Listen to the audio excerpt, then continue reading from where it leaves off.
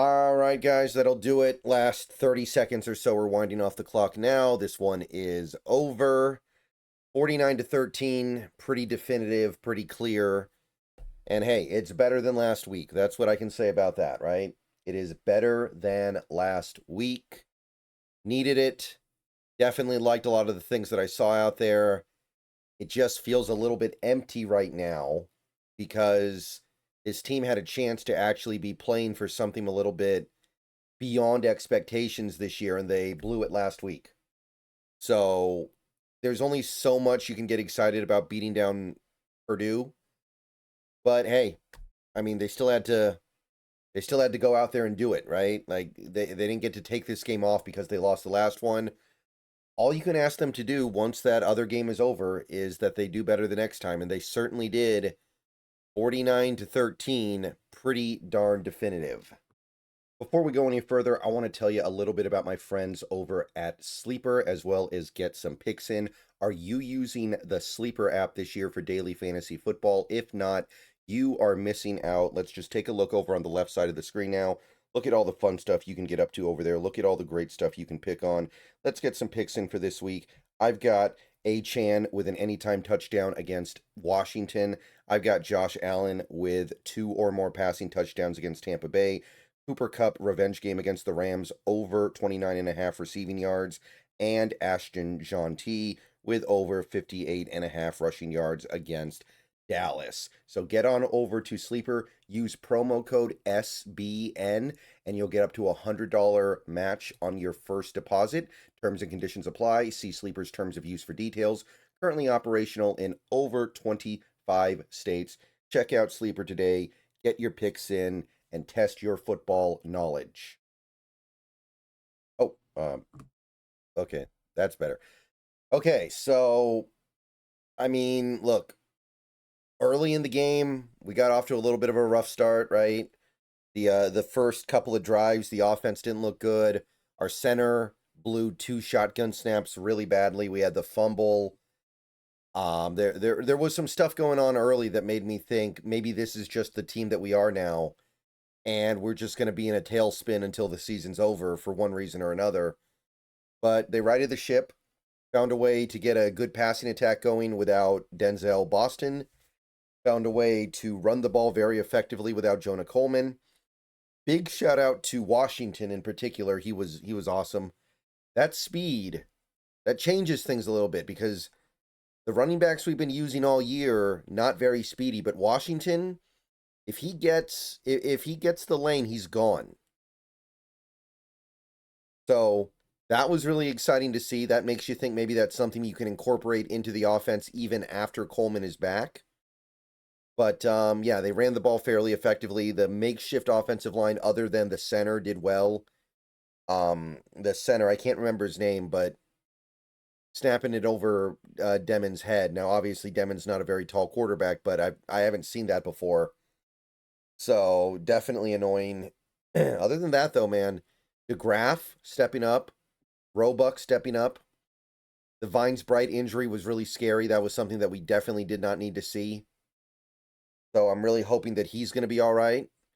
I'm assuming that he's not going to play football again this year, but if you saw the injury, you know that one went beyond just football availability. That went to like a place where you wonder, is he going to be okay just in general? Sounds like he is. Sounds like it could have been a lot worse, so that's obviously good. But yeah, it was not cool to see that happen. And this Washington team, they found ways to continue to make some plays even without having their receivers out there. So, hey, I'm happy.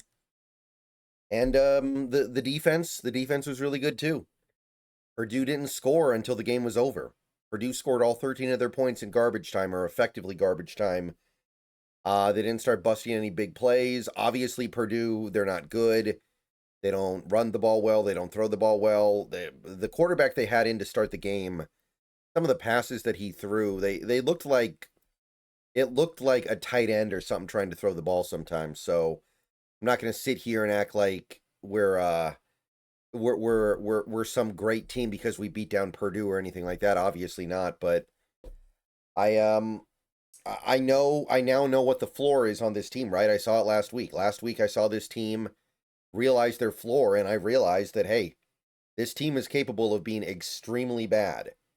So when they're not extremely bad, that is something worthy of being at least relieved about. Maybe not happy, but I think relieved is the right word there. So 7 wins now.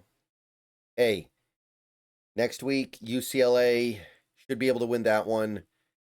And then maybe that Oregon game will mean something when you get there. Maybe not. Who knows? I'm not going to worry about it too much. This team is so beat up right now, and I don't know when some of these guys are going to get back.